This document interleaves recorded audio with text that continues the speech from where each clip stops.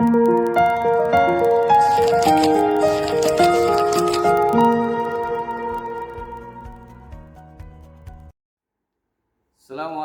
warahmatullahi wabarakatuh. Kepada yang terhormat dosen penguji PPG dalam jabatan BS2 Pendidikan Agama Islam, perkenalkan nama saya Ahmad Khairul Muttaqin SPDI, mahasiswa PPG dalam jabatan pada LPTK UIN Syarif Hidayatullah Jakarta dengan nomor induk mahasiswa 42500100126. Saat ini saya akan mengajar di kelas 7A SMP PGRI 400 Cibodas Tangerang dengan materi menghadirkan sholat dan zikir dalam kehidupan. Demikian, selamat menyaksikan.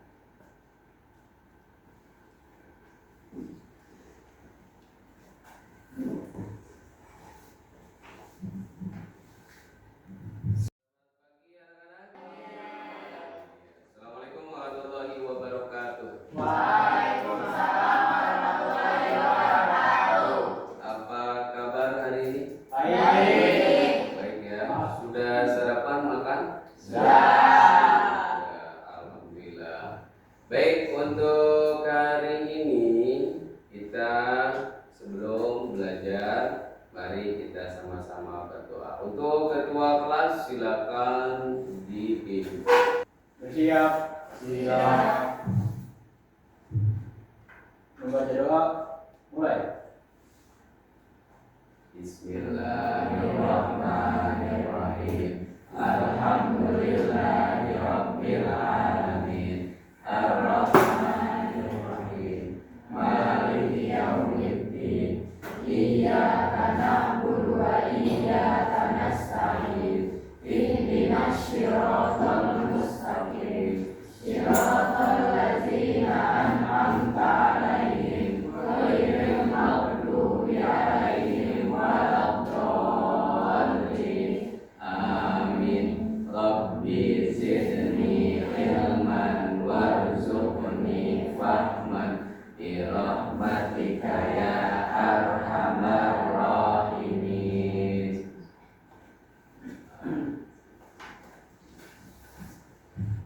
Baik, ya silakan. Memberi salam. Assalamualaikum warahmatullahi wabarakatuh. Warahmatullahi wabarakatuh.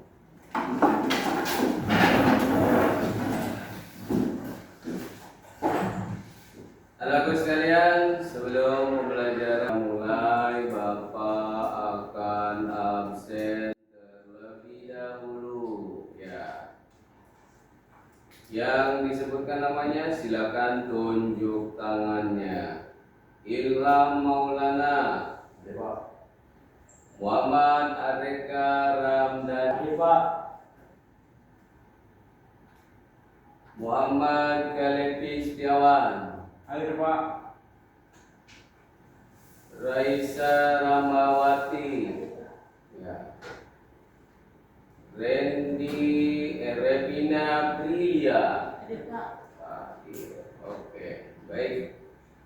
Sepertinya sudah hadir semua pada hari ini. Terima kasih. Dan untuk pelajaran kita pada hari ini, mudah-mudahan ilmunya bertambah dan kita semua selalu dalam lindungan Allah Subhanahu wa taala. Amin ya rabbal alamin. Baik, anak-anakku sekalian, tolong dilihat dulu sudah rapi apa belum di mejanya, di bawah mejanya tolong dilihat. Kalau sudah rapi, kalian akan rapi.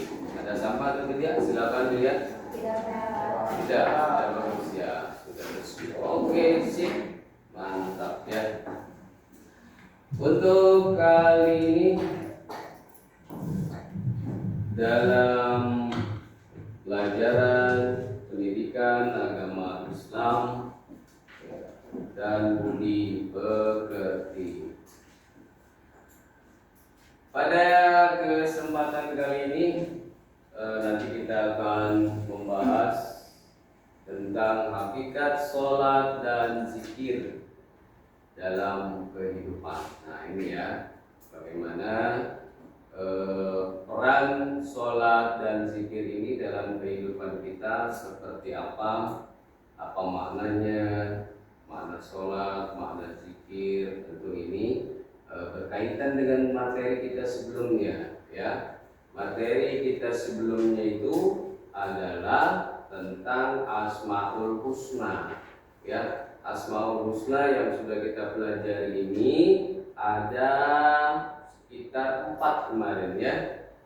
Al-Alim ya, Al-Khabir, As-Sami, Al-Basir. Nah, ini contoh Al-Alim adalah yang Maha mengetahui ya.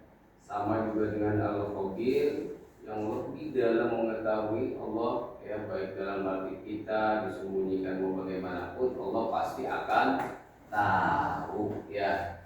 Tentunya dengan Asmaul Husna ini dalam kehidupan kita berkorelasi, bersambungan dengan hakikat sholat dan zikir tersebut ya.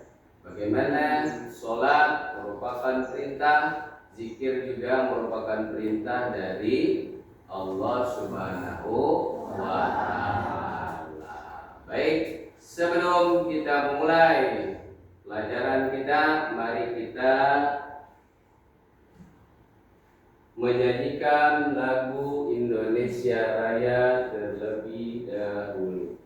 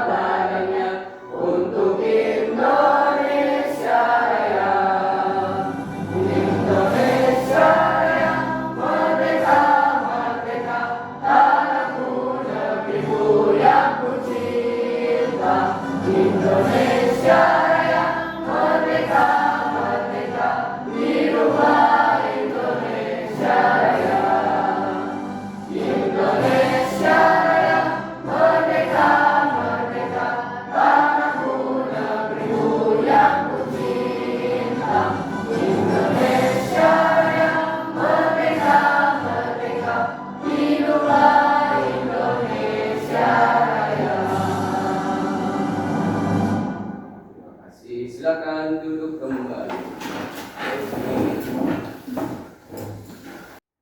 Baik, teman-teman sekalian, untuk lebih mendalami materi kita pada pertemuan kali ini, bagaimana hakikat sholat dan zikir dalam kehidupan kita ya. Menghadirkan sholat dan zikir dalam kehidupan ini adalah sebuah penerapan dari hukum Tuhan, yaitu Allah Subhanahu wa Ta'ala untuk kita semua sebagai kewajiban kita selaku umat muslim. Untuk mendalami daripada materi kita ya. Baik, sebelum kita kepada materi, Bapak akan menyampaikan pertanyaan dulu kepada kalian. Apa makna zikir? Siapa yang tahu? Silakan. Makna zikir. Zikir menurut bahasa artinya ingat, yaitu mengingat Allah Subhanahu wa Ta'ala. Oh iya, mengingat Allah. Jadi menurut bahasa zikir itu ingat. Ya, mengingat Allah sebagai Tuhan kita. Baik, itu satu pertanyaan. Yang kedua, apa makna sholat? Siapa yang tahu? Oke, silakan. Secara bahasa, sholat adalah doa atau meminta kebaikan. Menurut istilah adalah semua perbuatan dan perkataan yang dimulai dari takbiratul ihram dan diakhiri dengan salam. Yang diakhiri dengan salam. Jadi menurut bahasa doa, sholat itu adalah doa, ya, meminta doa, meminta harapan kepada Allah. Yang diawali dengan takbir dan diakhiri dengan salam. Semuanya berdiri. Oke, semuanya berdiri. Semuanya berdiri. Oke, baik. Ikuti ya bapak-bapak. Mari kita tepuk dulu, tepuk semangat. Semangat, yes. Ya, gitu. Lagi dong, lagi satu kali lagi. Tepuk semangat. Semangat, yes. Oke, baik. Kita mulai konsentrasi. Sekarang ikuti terlebih dahulu lagi. Tangan ke tengah, tangan ke samping, tangan ke atas, tangan ke bawah, tangan ke atas, tangan ke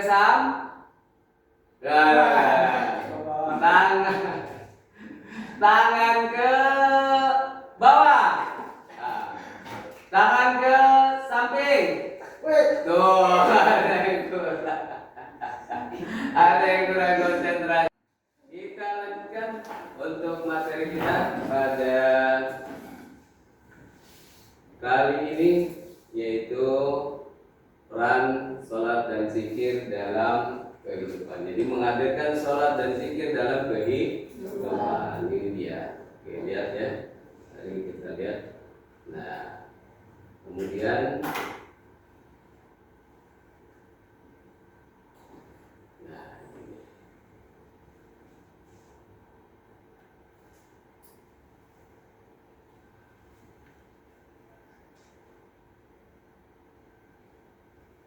Baik, seperti tadi yang sudah Bapak sampaikan pertanyaan tadi, bagaimana sholat itu, ya, kita satu persatu terlebih dahulu. Sholat secara bahasa berarti berdoa, tuh ya kan? Berarti betul ya tadi. Secara bahasa doa. Ya. Sedangkan secara istilah seluruh perbuatan dan ucapan yang dimulai dengan takbiratul ihram, dan diakhiri dengan salam. Takbiratul ihram itu apa? Bacaan takbir pada saat kita memulai sholat. Allah. Nah, pada saat Allah itulah kita menghadirkan Allah, niat untuk kita sholat, ya. Misalkan sholat apa? Sholat asar, ya. Usolli fardal asri arba'a raka'atin mustaqbilal qiblati adan lillahi ta'ala. Langsung Allah, nah, ya. Jadi niat saya sholat asar 4 rakaat menghadap kiblat wajib karena Allah baik pada saat itu, ya. Jadi itulah jelas. Kemudian sholat fardu 5 waktu hukumnya wajib bagi setiap muslim, laki-laki atau perempuan yang sudah balik, ya. Jadi hukum sholat fardu itu disebut sholat 5 waktu, sholat kita, ya, 5 waktu yang kita biasa lakukan dari subuh, ya. Dari subuh kita bangun pada saat pagi hari, subuh, kemudian zuhur, apalagi asar, bukan yang kencang, maghrib dulu, iya maghrib, kemudian isya, iya, jangan sampai terbalik, jangan sampai salah, karena semua berurutan, oke? Nah, ini penting, ya. Kemudian kita lanjut.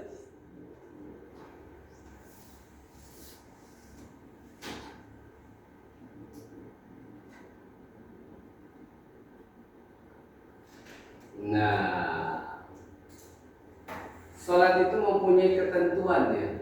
Jadi tidak tidak semau kita sholat, tapi ada ketentuan dalam pelaksanaan sholat wajib kita. Apa ketentuannya? Yaitu ada syarat wajib sholat, kemudian juga ada syarat sah sholat. Nah, ya, wajib sholat seperti ini, harus beragama Islam. Kalau bukan Islam, pastinya belum wajib sholat, nggak bisa, ya. Walaupun dulu ada pernah ya di teman kalian tuh dia non muslim tapi dia sholat ikut-ikutan sholat Jumat, tapi memang tidak bisa, ya. Mungkin dia hanya ikut-ikutan saja, tapi dia tidak wajib sholat karena dia bukan muslim, ya. Bagaimana kalau mau sholat? Ya berarti dia harus masuk Islam dulu, bersyahadat, ya. Jadi mualaf nanti, ya kan? Kalau dia jadi mualaf belum disunat, berarti harus disunat dipotong. Ya, ini yang laki udah potong belum? Udah. Jangan-jangan belum dipotong kan repot ya. Waduh, nantinya seperti apa alat? Ya. Yang kedua, berusia sudah mencapai balik. Jadi usia balik. Ya, usia balik itu artinya apa? Balik itu kalau bagi perempuan dia sudah menstruasi, dia datang bulan. Kemudian kalau bagi laki-laki dia sudah mimpi basah. Waduh, mimpi kencing apa mimpi basah ya. Itu seperti itu, mimpi dia, ya. Kemudian yang ketiga, berakal. Kalau orang gila nggak wajib sholat, ya. Orang gila tidak wajib sholat. Jadi yang wajib adalah orang yang punya akal sehat. Berarti dia wajib. Nah, dari sinilah kita akan mengetahui pelan-pelan, ya, bagaimana sih sholat. Kok saya susah sholat, kok saya belum bisa sholat. Maka kita pelan-pelan dulu, ya, untuk bisa memaknai sholat itu sendiri. Kemudian yang kedua, ada syarat sah sholat. Nah, lihat syarat sah sholat. Syarat sah sholat itu apa? Yang pertama adalah sudah masuk waktu sholat. Ya, ini penting. Kamu misalkan asar tapi belum waktu asar sudah duluan sholatnya, ya, itu nggak boleh. Berarti kan itu masih dalam waktu zuhur, nggak boleh, ya. Atau kadang ada yang suka adzan duluan tanpa melihat, oh ternyata belum pas. Ini juga bahaya. Jadi yang enak, yang baik, ya, itu adalah dilewatin dulu waktunya. Jangan hubungan langsung. Mentang-mentang sholat di awal waktu, ya, lebih afdol, tapi diakhiri bukuruan. Padahal ternyata misalkan masjid yang terdekat atau musola yang terdekat itu dia jamnya ternyata salah. Wah, kurang, misalkan kurang 5 menit tapi dia udah adzan. Ternyata dia baterainya udah mau habis. Wah, muadzinnya nggak lihat lagi, tidak jeli gitu ya. Nah, ini artinya jangan sampai seperti itu. Jadi harus lebih baik kita lebihkan dulu. Kenapa?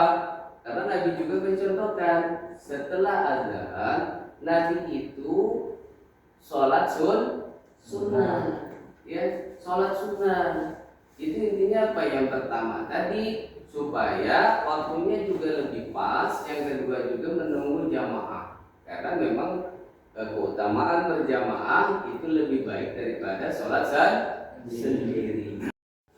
Seorang laki-laki apabila makmumnya laki-laki dan atau perempuan, ya, bagi perempuan.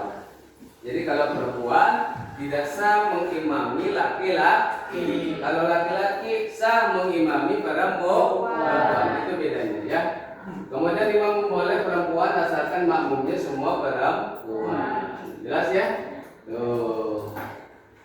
Ada ketentuan untuk imam, kemudian kita lanjut ketentuan menjadi makmum. Bagaimana sih ketentuan menjadi makmum?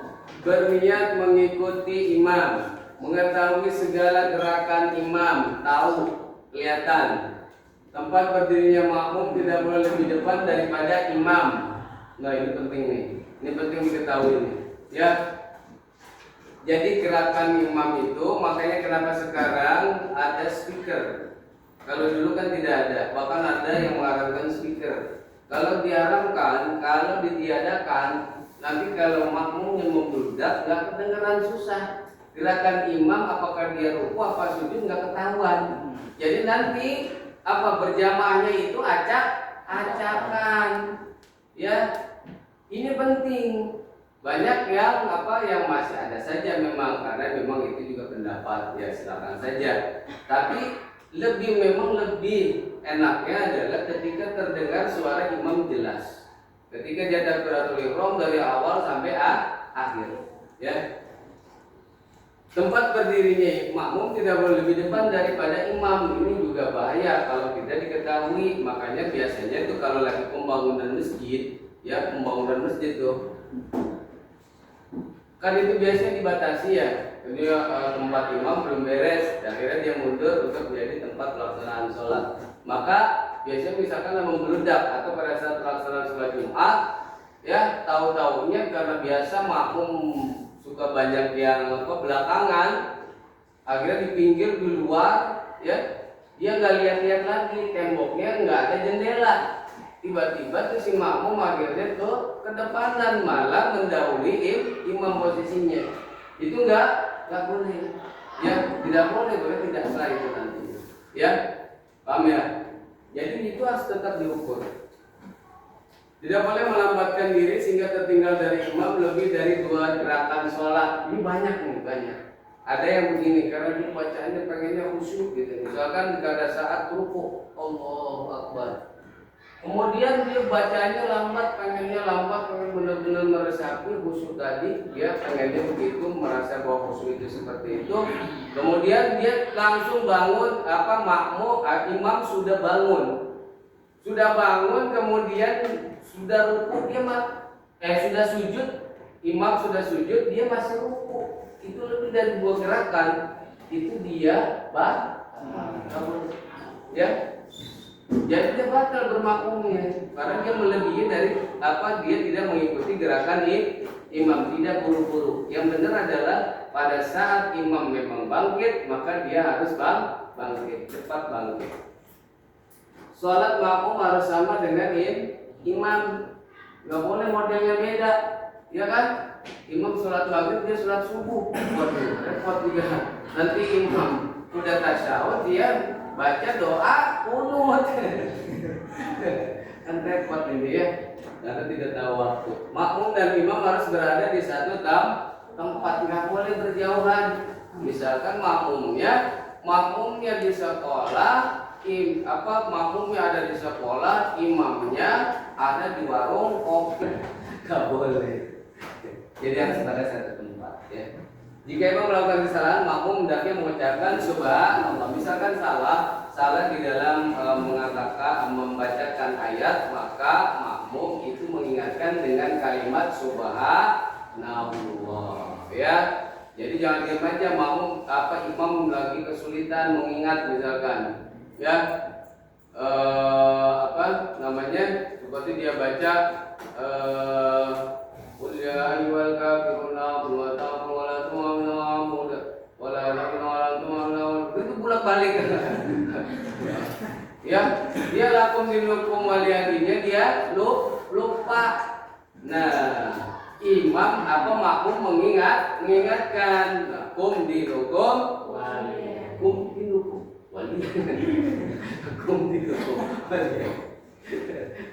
Ya, nggak boleh juga dilakuin, nggak boleh ya. Kemudian bagi makmum laki-laki dan bertepuk bagi makmum perempuan. Untuk menambah pemahaman pada materi kali ini, Bapak akan bagikan soal-soal yang harus kamu jawab dan juga nanti lembar LKPD-nya, ya, yang harus kalian jawab. Silakan kamu jawab dengan tepat jawabannya, ya.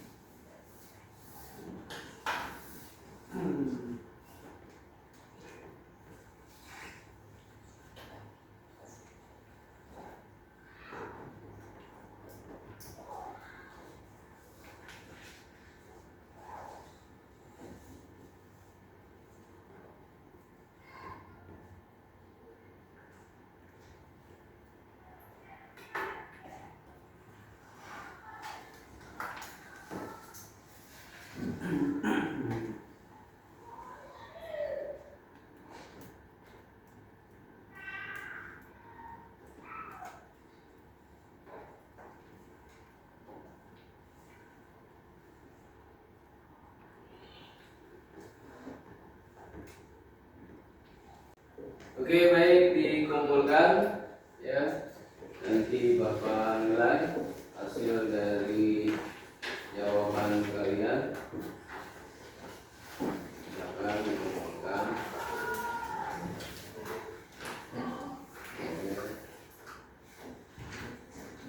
Ya.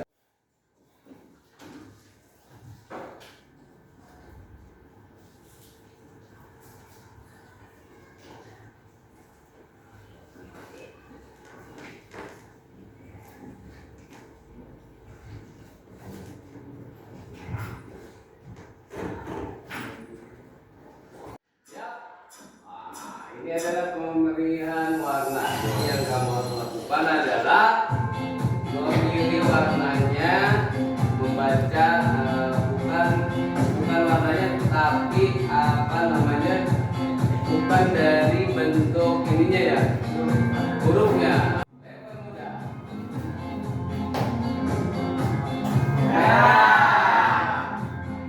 Putih.